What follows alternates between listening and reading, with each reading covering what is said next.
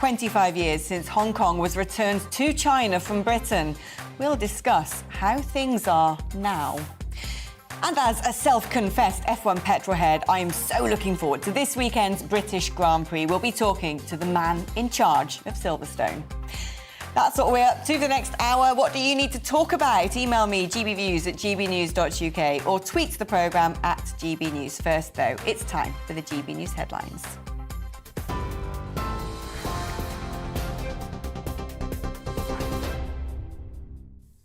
Good afternoon. It's coming up to 2 minutes past 2. I'm Rhiannon Jones in the GB newsroom. 2 Tory MPs have written to the Chief Whip calling for Chris Pincher to be removed from the party. It comes after he quit his role as Deputy Chief Whip following a drunken incident on Wednesday evening. Is your leadership lacking? Are you drowning in sleaze? Will you suspend Chris Pincher?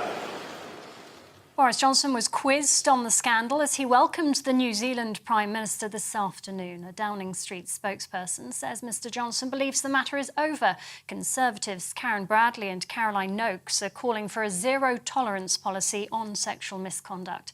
Shadow Justice Minister Ellie Reeves told GB News this is just the latest in a string of incidents. This is a Conservative government completely mired by sleaze, and it just isn't good enough. Standards in public life have got to be higher than this, and Boris Johnson has got to get a grip of it. Well, Secretary of State for Wales Simon Hart told GB News it shouldn't be used as a party political issue.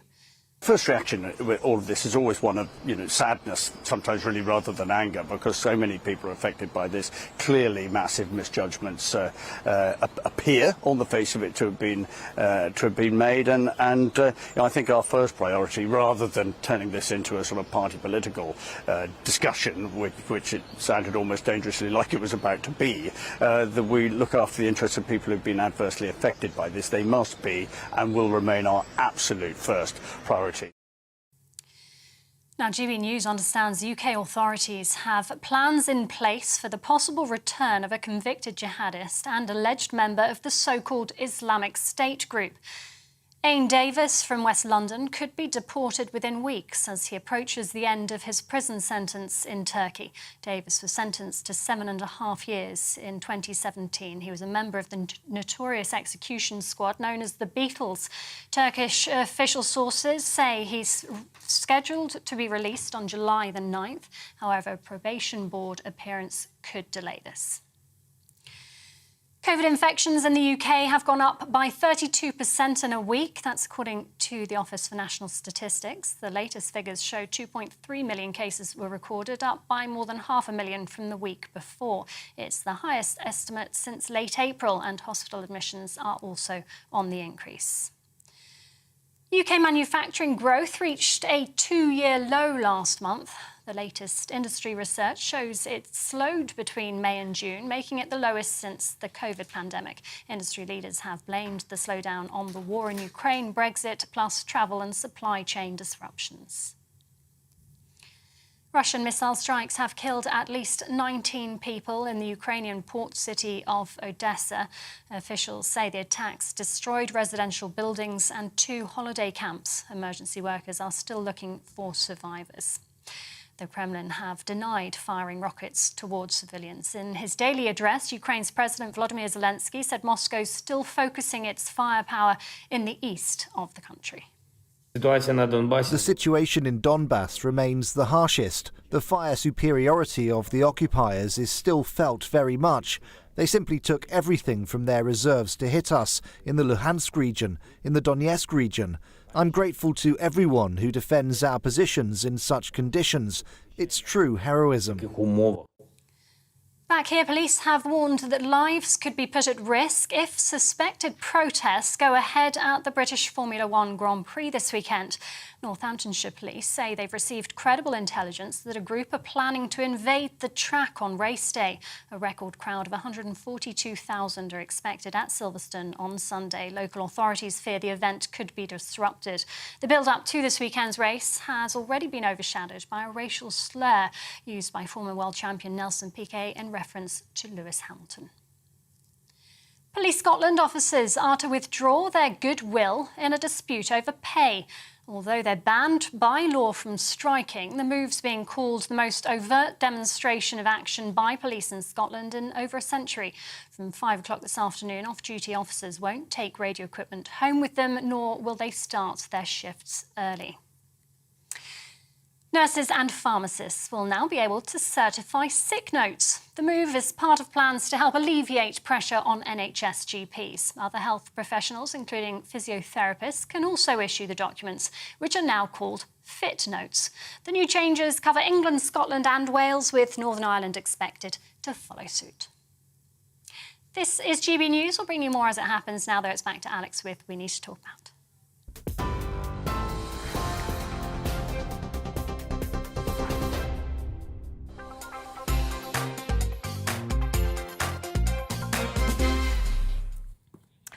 Politics has a sex problem. The latest scandal involves the rather aptly named Deputy Chief Whip Chris Pincher, accused of pouring men at a private members' club. Other allegations have been more serious. An unnamed MP accused of spiking 4 people with a date rape drug before molesting them. Another arrested for rape. One forced to resign for watching porn in the Commons. The list goes on. Today, a staggering 56 MPs are being investigated for sexual misconduct. That's 1 in 7. Am I surprised? Hardly.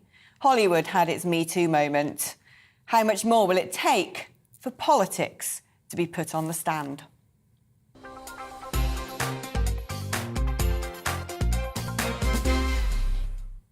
Well, let's cross over to Downing Street, where GB News national reporter Paul Hawkins has the latest. Paul, there are calls, aren't there, for Boris Johnson to throw Chris Pincher out of the party?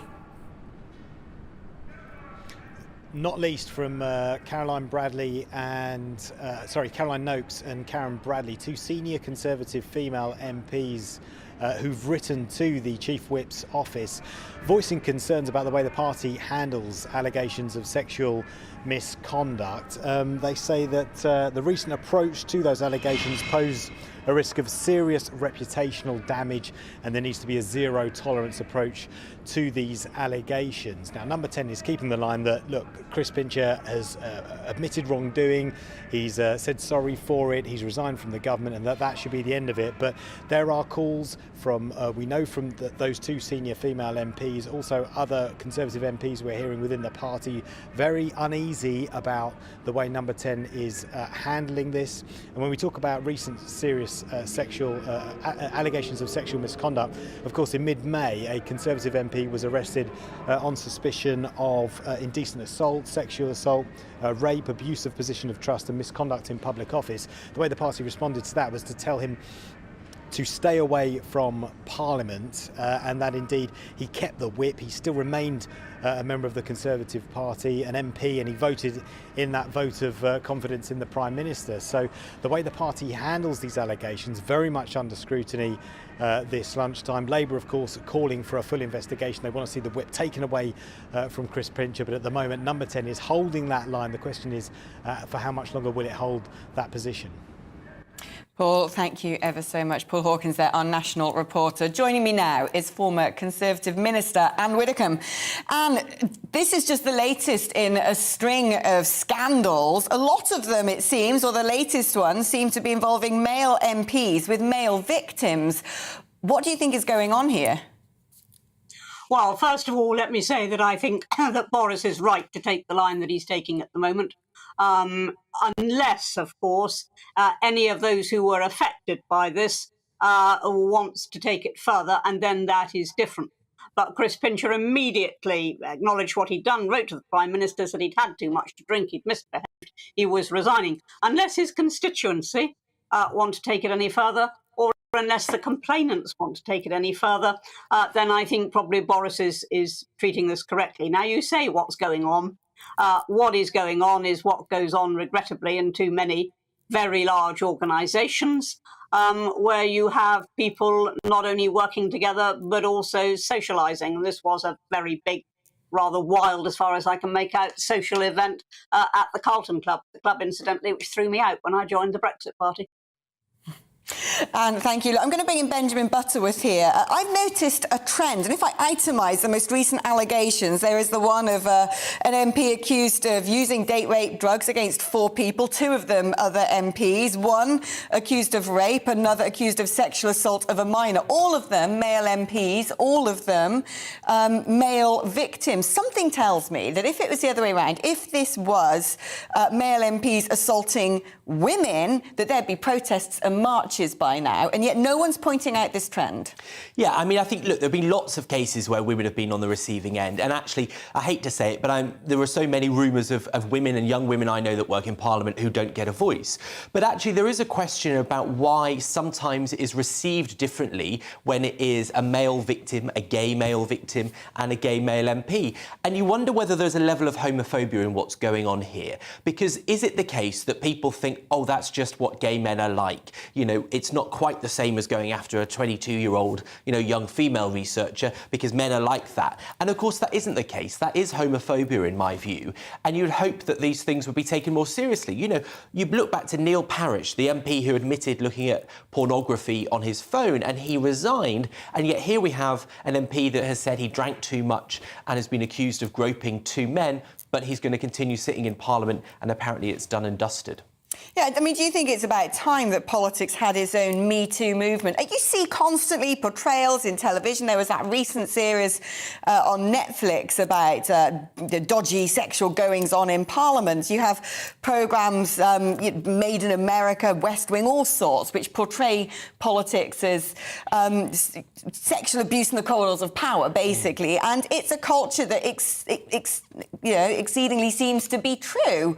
Why is it that it's not being held accountable like other professions? Well, Anne Whittaker made a very good point about the fact that Parliament has this combination of work and socialising with a lot of drinking. And clearly those scenarios, regardless of the job concerned, end up in this situation. But Parliament has a case of where, because of the party system, it is not in an individual's interest to pursue the people that have the power to do something about it, because they fear it will damage their career, whether it's getting promoted, whether it's wanting to be an MP or a Lord or something themselves. And so that is extremely controlling, and you wouldn't have that kind of HR set up in a normal situation. I did some time, I was active in the Labour Party for many years, and I worked in Parliament briefly as a part-time job while I was at university. And I was on the receiving end of sexual assaults when I was working in there. In fact, I made a formal complaint about a senior staffer who they didn't take up. Now, I had seen this person do it to other people on the parliamentary estate, and still nothing was done about it. And I spoke up. But other people I knew had been a victim of this person were too afraid to. So that reveals so much about the situation you have in Westminster. Yeah, I want to go back to Anne Whittaker on this. Is this, do you think, is there almost like a hall pass given in politics because of the nature of it? People expect a bit of blackmail. People expect rumours. People expect scandal. People expect being able to hold leverage over people when they know where the bodies are buried. And there's almost a shrug of the shoulders and the idea that this is all part of the rough and tumble of politics. Nowadays, there may have been once. I don't think there is now. I'm rather appalled by what we've just heard, that a complaint was actually made against a senior staffer and wasn't followed through, despite the fact that apparently that conduct carries on. Now, that is 500% unacceptable. And there needs to be a proper mechanism whereby those sorts of complaints can be pursued. But where somebody has admitted wrongdoing, and has resigned and has been absolutely upfront about it right from the start, then, as I say, unless anybody complains or unless his constituency decide to take a different action, then I think the Prime Minister is taking a proportionate line in this instance. But where there are, as we've just heard, incidents which are repeated and repeated, and one particular individual is identified in that, then nobody should be scared. Nobody should be scared to complain. I mean, they do have a system now set up for complaints, an official procedure, and we've got a situation where 56 MPs are being investigated for sexual misconduct. That's 1 in 7. Does that surprise you? No, Alex, no. 56 MPs may be being investigated. It does not mean, and you know very well it does not mean, that 56 MPs are guilty. As you yourself have just said, There are all sorts of motivations and score settlings going on in Parliament. And just because an allegation is made, you can't assume on the spot that it is proven. So 56 MPs may be being investigated, but if 54 of them are acquitted, then I think the picture you're painting becomes somewhat greyer. Well, do you think that given that whether this is down to there being 56 all culpable or 54 or one culpable, that there needs to be a closer look at the culture in Parliament and questions raised about whether there should be late-night bars on the estate? Well, as somebody who benefited from late-night bars on the estate, I don't know that I want to see them abolished just because some people can't behave themselves and take their drink properly. The sanction should be against the individual, not about the facility. So, no, I mean, I don't want to make these sorts of sweeping judgments because I spent 23 years there and I saw no sign whatever of rampant behaviour of this sort. And I think it's worth pointing out that I've had a drink with you in a bar as well in the European Parliament, Anne, so I don't necessarily disagree with you on that one. And it's fantastic having you on the programme. Thank you so much, as always, for your candour as well as your insight. Well, I also want to know your views on this, so do email me, gbviews@gbnews.uk, or you can tweet us at GBNews, so I know what you, the nation, thinks. You're with GB News on TV and radio. Coming up, as Russia's missile strikes continue in Ukraine, we'll be talking to a former US Army commander for Europe about the West's handling of the Putin problem. Time for a short break now and a check on the weather forecast. Alex Deakin here with your latest weather update from the Met Office. Another day of some sunshine and plenty more showers. More of the same into the weekend, but signs of things turning a bit drier, certainly as we head into next week. For the time being, though, low pressure is nearby, and although this high pressure is building in from the south, it is going to be another day of dodging the downpours. With the high closer to the south, however, it does mean fewer showers, certainly compared to recent days across southern parts of England and Wales. Now, the main focus for showers today is going to be over the North Midlands and particularly down the eastern side of England into southeast Scotland, and then weather fronts will bring more rain into Northern Ireland and western Scotland later on. In the sunny spells, temperatures creeping into the low 20s, 22 Celsius across the southeast. Most places, though, only in the high teens, and feeling cooler when the heavy showers come along across the northeast of England, southeast of Scotland. They'll fade away through the evening. At the same time, a band of rain crosses Northern Ireland and then spreads through northern England and Scotland. Eventually, some rain turning up across Wales as well. By the south and east, most places dry overnight. Temperatures in rural spots may dip down to 9 or 10, but mostly we're looking at 11 to 13 to start the weekend. We'll start with some sunshine across East Anglia and the southeast. There will be this line of rain from Yorkshire across the Midlands, down through southeast Wales and into southwest England. That slowly works eastwards, kind of fizzling out as it does so. Showers following over northwest England, Scotland and Northern Ireland, but some dry and bright weather as well. And East Anglia in the southeast, mostly staying dry all day, although with increasing cloud. Here, 23, 24. Again, most of the places, high teens, low 20s at best. So fairly cool through Saturday evening. Still a few showers around, but overall tending to become a little bit drier as we go through Saturday night and into Sunday. Sunday we'll still see some showers, mostly across the north and the west, but turning drier as we go through next week.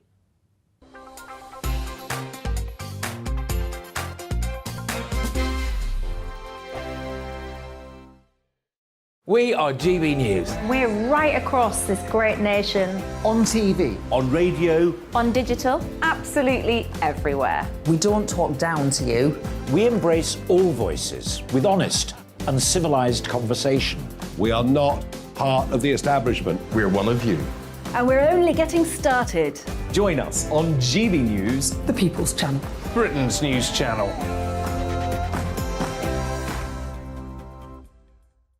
Hi there, it's Stephen and Anne.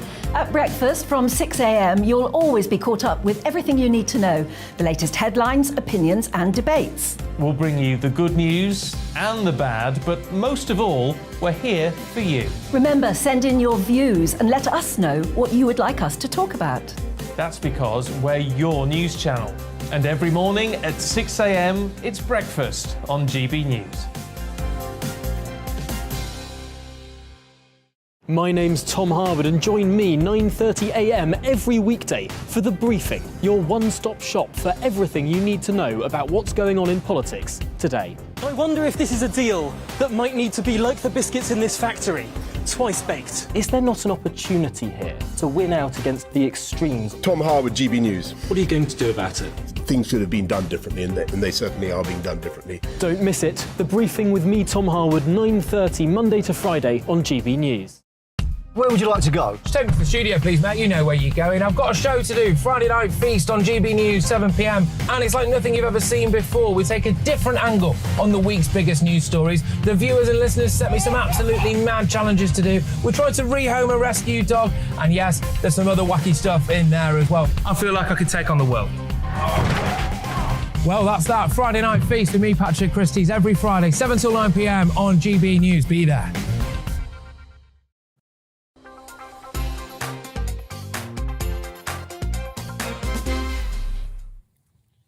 America is to deploy at least 100,000 soldiers near to Russia's border in Romania, Estonia, Latvia, Lithuania and Poland.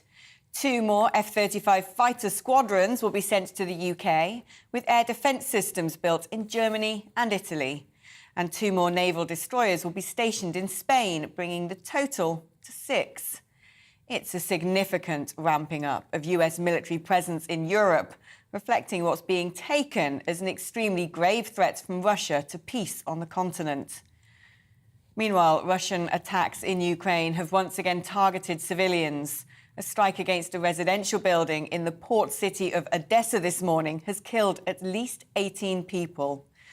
Russia claims yet again that they do not target citizens, but it's pretty much impossible to believe. Well, joining me now is Lieutenant General Ben Hodges, former commander of the US Army in Europe. Ben, fantastic to have you on the programme. I mean, put into context how big this ramping up of American military presence in Europe is. Well, Alex, thank you. First of all, what this does is start to get us back to what we used to have when we had very effective deterrent forces in Europe, along with British allies, German allies, and others. I mean, when I was a lieutenant a very long time ago, there were almost 300,000 Americans, mostly in West Germany. So this increase, as the president has announced, will still only get us back up to a little over a third of what we used to have during the Cold War. We don't need that same big number, but clearly Russia's attacks in Georgia and everything since then happened after we got to our lowest point and the weakest point. Do you think that, in part, this has been driven by Putin's audacity to invade Ukraine has been driven by a sense that the West has become rather complacent, that in some respects it's allowed itself to be in decline, especially militarily? No, you're exactly right. I mean, we all thought at the end of the Cold War that somehow Russia was going to be a partner. I can even remember having Russian troops with us in 1995 when NATO's implementation force went into Bosnia to implement the Dayton Peace Accord. So it seemed plausible. But we really were complacent, all of us, including the United States, except our allies on NATO's Eastern Front, the ones who knew best what really was going on inside Russia. So we were complacent. And I think that the Kremlin, the current occupants of the Kremlin for sure, they only respect strength. They have zero respect for anything that we care about. I mean, these missiles that fly into apartment buildings and shopping malls, as you said, it's hard to believe that these are not intentional.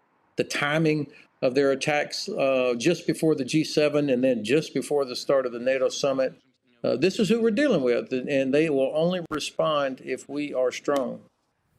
I'm glad you said that, and talking about only responding if we're strong, because it seems to me that what's happening is despite NATO, despite, say, the G7 having far greater combined military and economic strength than Russia, easily eclipsing what Russia has when put together, that we're the ones on the back foot, we're the ones responding to Putin. Do you think that the approach has been right? Now, this is very frustrating. We have deterred ourselves. I think, now look, I'm an old retired guy. I have zero responsibility. So my president, your prime minister have huge responsibilities. So they have to be cautious about judgments about whether or not Russia would use nuclear weapons or whether or not things could escalate beyond Ukraine. But my sense is that we have exaggerated the willingness of Russia to use a nuclear weapon. They don't have the ability to do anything else beyond what they're doing right now. And so I think we have spent too much time talking about what we're not going to do, which then thereby opens up the aperture for the Kremlin to do what they want to do. We're making decisions now that should have been made 3 months ago, and we're playing catch up. I'm still optimistic, by the way. I think as all of the full weight of the capabilities that are being delivered into Ukraine now, the effect will begin to be felt, I think, in the coming weeks, and we're going to see a completely different situation in Ukraine, certainly by August. Hey, on that point about we are, of course, arming Ukraine. Ukraine's saying not enough. One imagines it's nowhere near enough. But is there more that we could be doing beyond simply sending weaponry to Ukraine? I'm not here advocating that we, go and attack Russia directly. But is there something more? Is there an opening for us to be a little bit more assertive rather than reactive?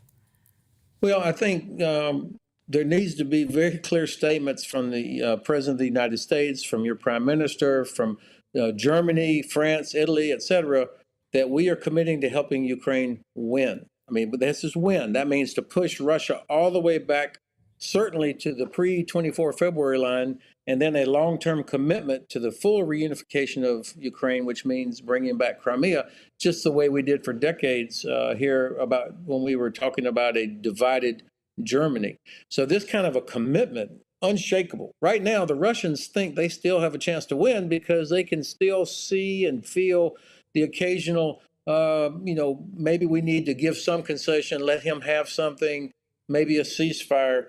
All of these things are unacceptable in my view. It's up to President Zelensky and his government on when and where to stop. Right now, I don't think you'll find too many Ukrainians that are interested in stopping.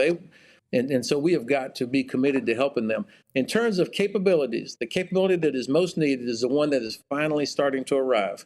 That's the capability to destroy and disrupt Russian artillery, Russian rockets. That's what's killing so many innocent people. That's what's causing the most damage. I'm glad you mentioned the ceasefire theory, because it's one that's been pushed particularly by Western European leaders who see a protracted war as being extremely economically damaging to them. I mean, Germany has for a long time been a key ally of the United States with a big American army base there. But do you perceive there's been a sort of deterioration in relations with the German reticence to stand up against Russia? I think that has been the problem for the last few years, but I do feel it changing. I live in Frankfurt, and I'm constantly in touch with different German civic organizations, academic organizations, business, and there is a growing sense of awareness by Germans that their credibility as the champion of European values is disappearing if they stand by while Russia comes in and smashes all those values in Eastern Europe. So I sense a toughening stance by Germany. Certainly their own defense investments, their improved readiness is coming to the fore. And all that was announced at the NATO summit in Madrid, that took all 30 nations, including Germany, to agree to it. So a significant increase in the NATO's alliance response force. So I think we can count on Germany, but it's taken us all too long to get serious about what's got to be done. It's not too late, but it's taken us too long. Yeah, really fascinating insights. Thank you so much for coming on the programme. Lieutenant General Ben Hodges, who's former commander of the US Army in Europe. Well, I'm going to go back to senior reporter at iNewspaper, Benjamin Butterworth. What strikes me as fascinating when you look at headlines around the world, as I'm sort of want to do, is a lot of Britons seem to be united in this idea that there's no question over whether we should be giving weapons and aid to Ukraine. But that is not happening in other newspapers. You look at French newspapers, Italian newspapers, German newspapers, who are asking the existential question, well, is making this war last longer by helping Ukraine going to hurt us? Yeah, exactly. I mean, Italy is a prime example. If you look at the polling of what Italian population thinks, well, actually about as many of them blame Ukraine as blame Russia, which is stunning to us as Brits. Now, I think we have a particularly proud history of stopping fascists from trying to take over other countries, and clearly not all of those European countries share that, which I think is deeply embedded in our sense of Britishness, and I think that's why people are so forward on this. But you look at the change that's happening. You know, the Lieutenant General just referred to Germany, which has now changed its stance that it had since World War II to start sending weapons, though it's being pretty limp on that. You look at Sweden and Finland now going through the process to join NATO. It was unthinkable 6 months ago that Sweden would want to be a part of this organisation, that it would want to be standing up. And I think it's the right way, because Ukraine, the idea was always that they mustn't be a part of NATO, they shouldn't join the EU because it might trigger a war, because it would be an act of provocation to Russia. Well, they weren't given the power to stand up to themselves as forcefully as they could have until recently. And look what happened. Russia took advantage anyway. So the lesson is that you've got to be tough with someone like Putin, because he doesn't give a damn about anyone else. Benjamin, thank you. You're with GB News on TV and DAB radio. Coming up, today marks 25 years since Hong Kong was returned to China from British rule. We'll be discussing how things are now. Now, though, it's time for a check on the news headlines.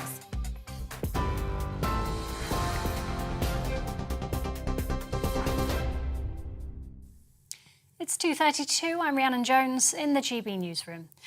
2 Tory MPs have written to the Chief Whip calling for Chris Pincher to be removed from the party. It comes after he quit his role as Deputy Chief Whip following a drunken incident on Wednesday evening. Is your leadership lacking? Are you drowning in sleaze? Will you suspend Chris Pincher? Boris Johnson was quizzed on the scandal as he welcomed the New Zealand Prime Minister this afternoon. A Downing Street spokesperson says Mr Johnson believes the matter is over. However, Karen Bradley and Caroline Noakes, the only 2 Conservative female chairs of select committees, are calling for a zero-tolerance policy on sexual misconduct. GB News understands UK authorities have plans in place for the possible return of a convicted jihadist and alleged member of the so-called Islamic State group. According to reports, Turkish official sources say Ain Davis from West London could be deported within weeks. He was sentenced to 7.5 years in 2017 and was a member of the execution squad known as the Beatles. COVID infections in the UK have gone up by 32% in a week, according to the Office for National Statistics. The latest figures show 2.3 million cases were recorded, up by more than 500,000 from the week before. It's the highest estimate since late April, and hospital admissions are also on the increase. And police have warned that lives could be put at risk if suspected protests go ahead at the British Formula 1 Grand Prix this weekend. Northamptonshire police say they've received credible intelligence that a group are planning to invade the track on race day. A record crowd of 142,000 are expected at Silverstone on Sunday. Local authorities fear the event could be disrupted. TV online and DAB Plus radio, this is GB News. It's back to Alex with We Need to Talk About in just a moment. Don't go anywhere.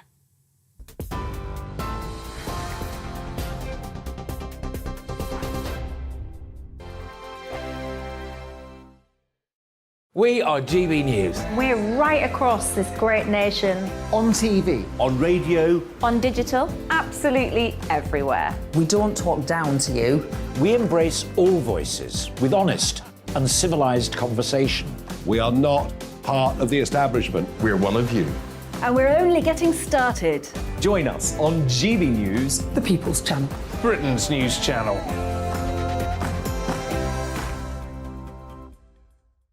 Hi there, it's Stephen and Anne. At breakfast from 6 a.m, you'll always be caught up with everything you need to know.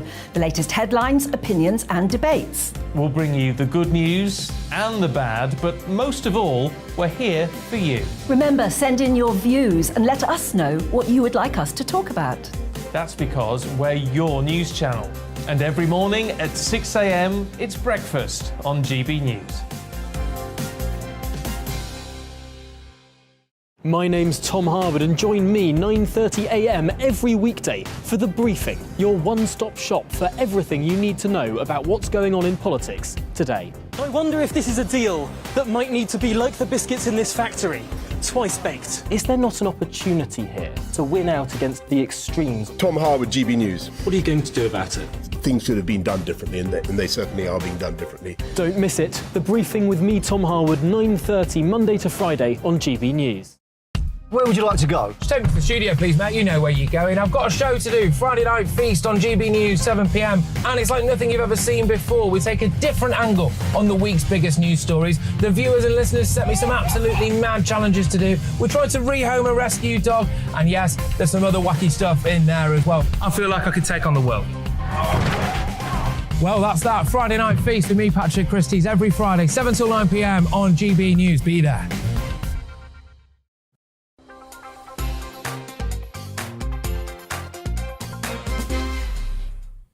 Welcome back. Today marks 25 years since Hong Kong was returned to China from British rule under the One Country, Two Systems agreement that was supposed to enshrine Hong Kong's autonomy. To mark the occasion, Chinese President Xi Jinping has visited the territory, claiming it has been reborn from the ashes, greeted by flag-waving supporters. Yet it's hardly a depiction of reality. Protests in Hong Kong over human rights abuses have been met with a vicious clampdown on its citizens. Images of the umbrella-holding pro-democracy protesters shielding themselves from tear gas spread across the world. Accusations of tyranny and persecution, with media outlets shut down and activists forced into exile. In a statement today, Foreign Secretary Liz Truss has called the past 2 years a steady erosion of the rights and freedoms agreed in the Sino-British Declaration, while suggesting the UK should also consider pre-arming Taiwan. Are we right to take on China? And can we? Well, joining us now is Professor Steve Tsang, Director of the SOAS China Institute. Steve, fantastic to have you on the programme. I mean, how significant is the situation in Hong Kong to the way that the world regards China? Well, it is significant. I think the picture you just presented is the new normal in Hong Kong, is the kind of picture that you normally see on the mainland of China under the tight control of the Communist Party. It is now what happens in Hong Kong. And this points towards the future. And the rest of the world needs to understand that and react on that basis. How should the rest of the world react? For instance, UK trade with China has doubled in the past decade. France has just signed a huge nuclear agreement with China, despite the fact that, that was back in February, but despite the fact that recently the Secretary General of the UN, Jens Stoltenberg, has warned against China trying to develop certain weapons and the West needs to be very cautious about China. Do we seem to turn a blind eye to some of the worst offences committed by the Chinese Communist Party because we're essentially greedy to trade with them? I think there is an element of truth there in terms of some of the democratic countries trading with China in a way that is a bit indiscriminate. I think we should continue to engage with China. China is a reality, is a rising, emerging superpower. We cannot ignore that. We cannot not engage with China. China chooses to engage with us on selective terms. We need to respond appropriately in a ways that actually, in some ways, reflect how the Chinese are engaging with us selectively. They are not creating interdependency so that they are at our mercy, nor should we. How should that appropriate engagement look, though? Because, as you said, we're far too interwoven now with the Beijing economy to be able to cut them off. It'd be very hard to sanction them. But when you see the relationship growing between Russia and China, I think it's fair to say that China is enabling Russia, at the very least, by continuing to buy its energy. Putin was guest of honour at the Beijing Winter Olympics. What is it that we should be doing with China to make the message very clear that we do not like that sort of behaviour and to try and prevent it? Well, we can make it clear simply by telling the Chinese what we do not agree with. The real issue here is what is the basis of that economic interdependency. If the economic interdependency reach an extent that any break in that relationship will be economically intolerable to us, then we have overextended ourselves. But if we don't have any element of economic engagement with China, China will simply ignore us and we will have no leverage in terms of any kind of deterrence of China if China intends to take an adventurous military option, as it is likely to do over Taiwan. Yeah, let's talk about Taiwan. Do you think Liz Truss is right to suggest that we should be potentially pre-arming them, something which the response from China regarded very much as an act of provocation and came with a very explicit warning against Britain? They also did not like the AUKUS Pact, where we're putting nuclear-powered submarines near their territory. What should we do in that regard when it comes to Chinese military expansion? Well, in terms of military expansion by any rising power, which are potentially going to destabilize the world, we should make our positions clear, which is that we do not agree to that, we do not support that, and we may have to take actions. The issue with what the Foreign Secretary said is that it is not actually clear whether she is simply saying it as a kind of political rhetoric, or whether she actually is articulating a policy of the United Kingdom government. If she is simply saying that the UK should arm Taiwan, but does not actually do so, she is making Taiwan's security more precarious because it's likely to get the Chinese government to try to use force sooner than they may well otherwise have planned. If you were the Chinese government, you would want to take Taiwan before Taiwan receives all these arms from major Western countries. So I don't think saying it is necessarily a good thing. I think if we are serious about it, we need to look at the real issues and what can actually be done and then deliver them. China has quite cleverly used the Belt and Road Initiative, the predatory mercantilism, to establish quite a significant degree of leverage and presence in many countries around the world. Sri Lanka comes to mind, the Solomon Islands comes to mind, places in which they could potentially now establish a military base. Should the West be looking to help those countries be bought out from strident debt repayments that have come from big infrastructure projects that China has built there and are now asking for something in return? I think we should be looking at creative and effective ways of development aid to countries that need them, not necessarily simply use it as a strategic counter move against China, but countries which are not able to get development aid from us and developed in a positive, good, effective way will turn to other countries, and at the moment it means China, for other alternatives, and the Chinese government is offering them. But if we are simply going as a way to counter the Chinese, I don't think we will necessarily be very effective either. Is it not the case that perhaps it's all a little bit too late? China controls about 1/3 of the world's debt. It has ownership of over 90% of the world's natural resources. I mean, the horse has bolted, surely. Well, the Chinese Belt and Road Initiative is not a kind of modern Marshall Plan. They are loans, they are not grants, which means that commercial loans, which a lot of those countries will have difficulties repaying. So an alternative development model, which includes much more elements of development aid, which are not loans, and therefore not create a unbearable debt burden in some of those developing countries, would actually be much more attractive to the host countries, and they are more likely to see us as a positive force rather than see China as a positive force. I think that's probably the way forward. And development aid is the right thing for rich European countries like the UK to do anyway. Professor Steve Tsang, Director of the SOAS China Institute. Fascinating talking to you. Thank you so much for coming on the programme today.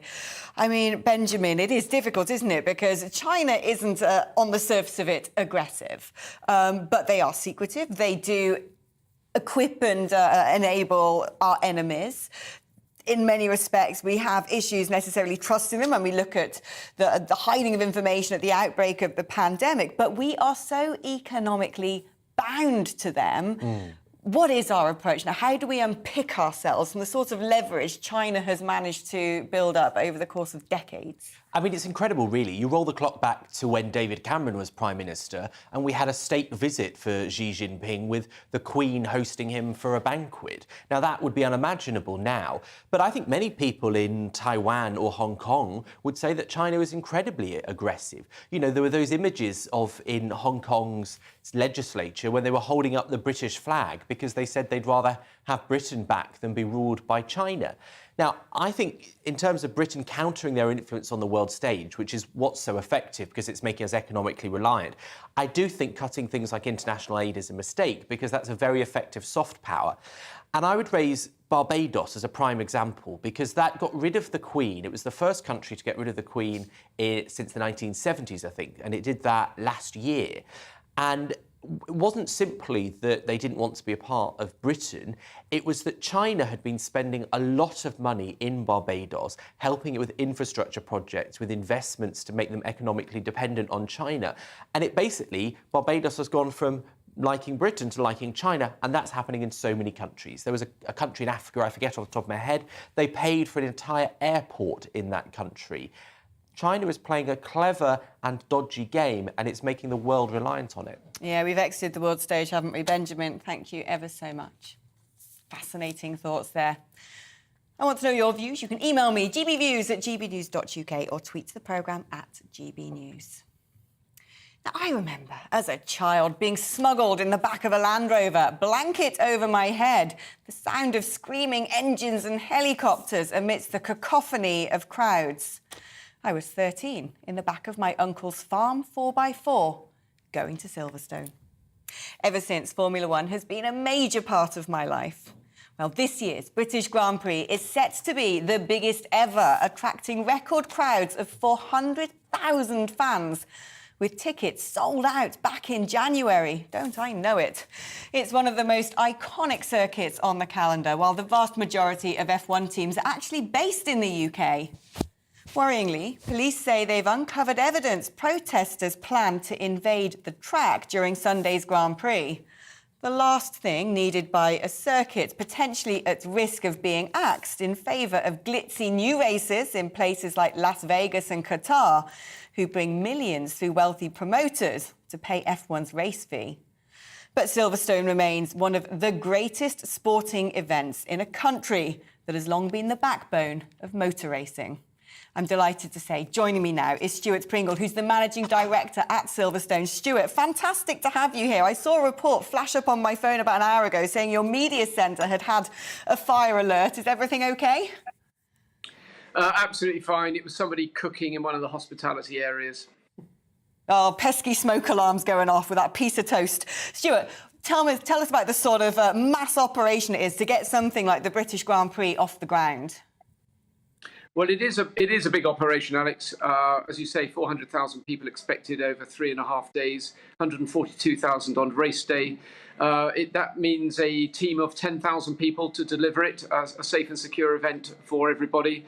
and one which is a first-class experience for the fans. You know, that is absolutely essential and central. We must put on the best fan experience, because there are other promoters out there, as you say. There are new glitzy races, but actually good old Britain does a pretty good job.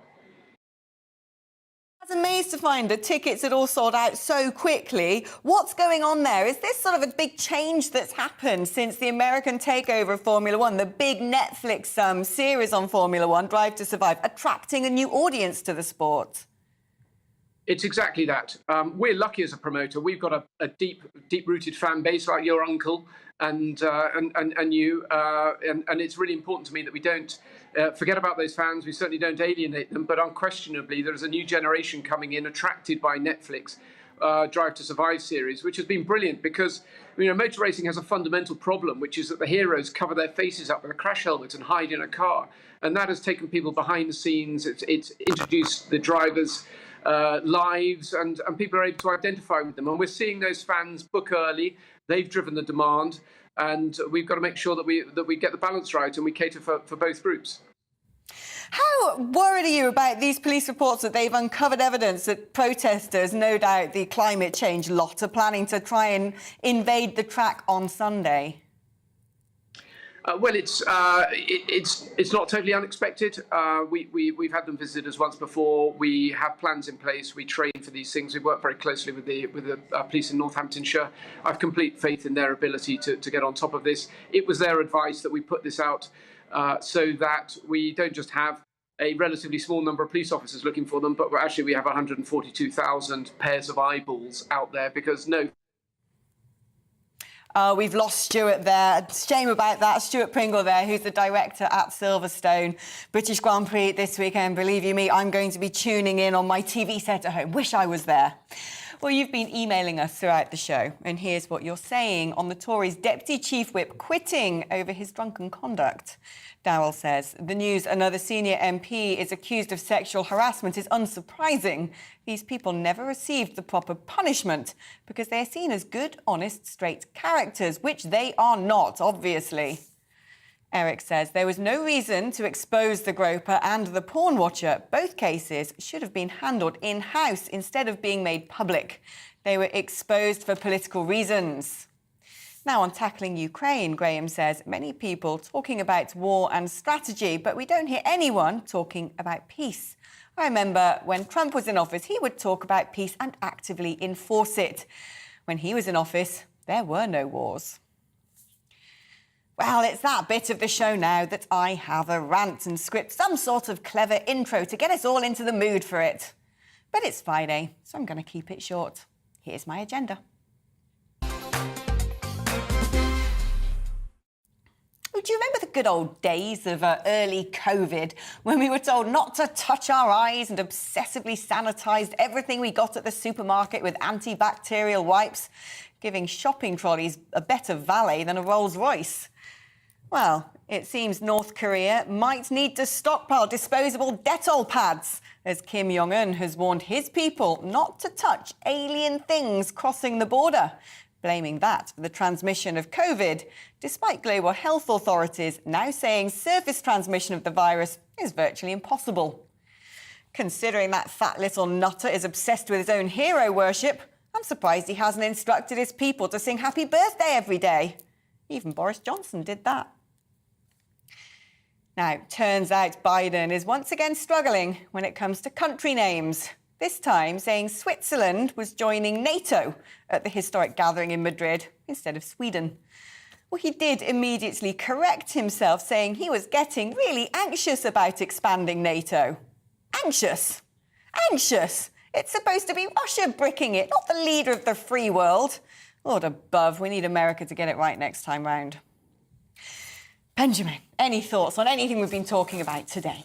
I mean, I really am struck by the Chris Pincher story and those allegations, because there is such an atmosphere in Westminster. And I think, you know, I mean, it seems silly to say at this point, there are going to be so many stories like that. I think you're going to have many more shows discussing Conservative and some other parties' MPs behaving in that way. And you wonder when the public's going to give Westminster a reckoning. Yeah, I mean, it's interesting. We were talking during the advert break, weren't we, about the youth movement of the Conservative Party and the scandals that were reported there had to be closed down in the end of allegations of rape, blackmail, resulting actually in a suicide. Do you think that politics is given a free ride because people think it's House of Cards and lets it get away with being that? Do you know, when I did some time working in Parliament, I didn't like it because I thought it was full of people that thought they were terribly clever, and they really weren't. They were just kids in suits. And so I think people get such grand ideas about what they're doing, and actually lots of them, they think it's a good thing to lack a moral compass, to lack the ethical boundaries that most of us have. But there's another thing, you know, you mentioned that 2 female Tory MPs have said that that Chris Pincher, the resigned deputy whip, should be suspended. Well, if it happened in any normal office, if it happened with someone that worked in a supermarket, you'd definitely be suspended. Yeah. I think Parliament needs to behave like the rest of the country. Oh, I couldn't agree more, Benjamin. Fantastic having you and your moral compass on the programme today. Well, that's all I've got time for today's show. Join me again on Monday, same time, same place, 2 o'clock on GB News for We Need to Talk About. Coming up next, it's The Briefing with the wonderful Dame Arlene Foster. First, though, it's time for a check on the weather forecast. Bye-bye from me and have a great weekend. Alex Deacon here with your latest weather update from the Met Office. More showers to come this weekend, but if you're after something drier, brighter and warmer, next week looks reasonably promising, certainly across the southern half of the UK. For fine weather, we need high pressure to be sitting over us, but this low pressure is taking control through the weekend. It's not going to rain all weekend. Most of us will see some sunny spells, but as this weather system moves in, bringing some fairly heavy rain this evening across Northern Ireland, spreading into parts of southern and western Scotland. Ahead of that, across the east right now, some lively showers, but they do get pushed out into the North Sea as that weather front brings rain into Wales and western parts of England by dawn. Much of eastern England having a dry night once this evening's showers clear away and temperatures holding up in double digits. On to Saturday's weather, it's a bit of a mess. We start with a line of rain across Yorkshire, down through the Midlands, southeast Wales and southwest England. That slowly trickles eastwards. Doesn't really reach East Anglia in the southeast till late in the day, so mostly dry and bright here. Behind it, some sunny spells, but there will again be showers, staying fairly cloudy across much of Scotland through the day. Temperatures, again, high teens for many, but a little warmer across the south with some sunny spells, 23, maybe 24 across the southeastern corner. There will be some showers here during Saturday evening. Elsewhere, the showers tend to fade away through the evening for England and Wales, but it will be turning fairly chilly. We keep showers going across western Scotland and Northern Ireland. And then into Sunday, again, broadly speaking, a day of sunshine and showers. The showers developing from mid-morning onwards. Not many for South Wales, southwest England. Good chance of a dry, bright day here. And elsewhere, there will be some sunny spells between those showers. And again, temperatures mostly around about average. Highest in the east in the low 20s. Cooler further west and really quite cool across the far northwest. Still some showery rain across the far northwest as we go into next week, but generally high pressure moving in, the showers fading away, and certainly in the south, signs of things warming up.